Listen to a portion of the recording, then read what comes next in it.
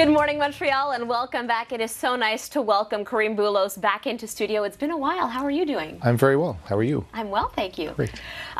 This is an interesting story. The fact that the City of Montreal has filed a grievance with the Quebec Labour Relations Board over the fact that they believe that police officers have been issuing fewer tickets.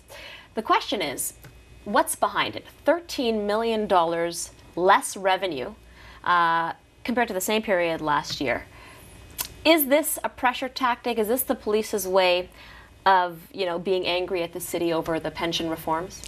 I think it looks like it's a pressure tactic, among other things. I think it's a message that the Police Brotherhood is trying to send to City Hall, saying, if you don't want to give us any more, or you don't want to consider, understand that we are also a source of revenue. People have talked over the years about how police officers have quotas and how there's a certain amount of money that's expected. I don't believe there are quotas, but there is a line number and there's a line item that says we have to have so much money coming in from various sources, including parking tickets and speeding tickets and so on.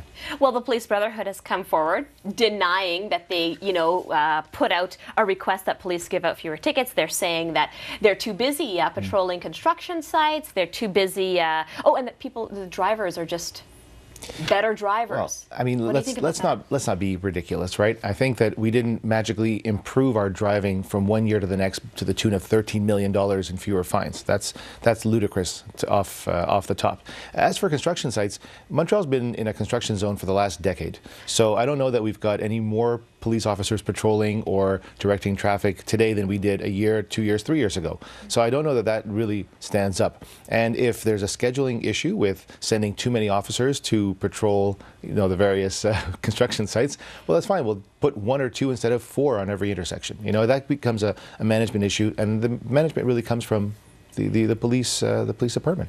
Well, it's a bold move from Denis Coderre. Again, he fired firefighters over the ransacking of City Hall. Here he is issuing the Brotherhood, possibly he's going to issue them a check or request the $13 million back.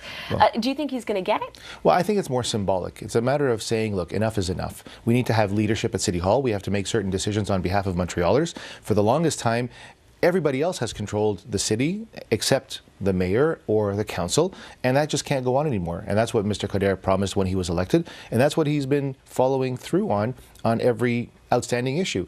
We can't just expect people to fall into line.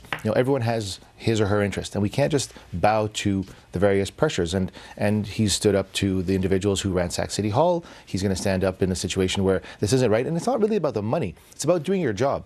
It's not the 13 million. Yes, the 13 million goes into the city coffers, but it's about ensuring safety. I mean, the 13 million comes from speeding and reckless driving and so on, and various fines.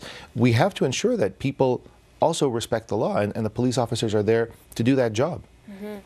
But the issue is that the city wants to split the pension contributions 50-50 between city workers and the city. Is that fair? And is this whole plan going to go through? Because, the unions are getting growingly angry. Yeah, at some point it comes down to a capacity to pay.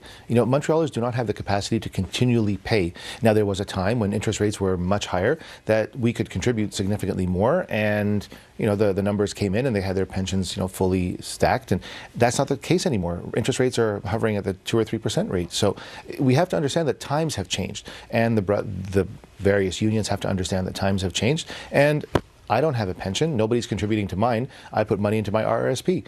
If interest rates are low, I make less money. Who am I going to groan to? That's just the way the world works. And to say that we're comparing our police force to other police forces elsewhere, the economies aren't the same. The situations aren't the same. The work isn't the same.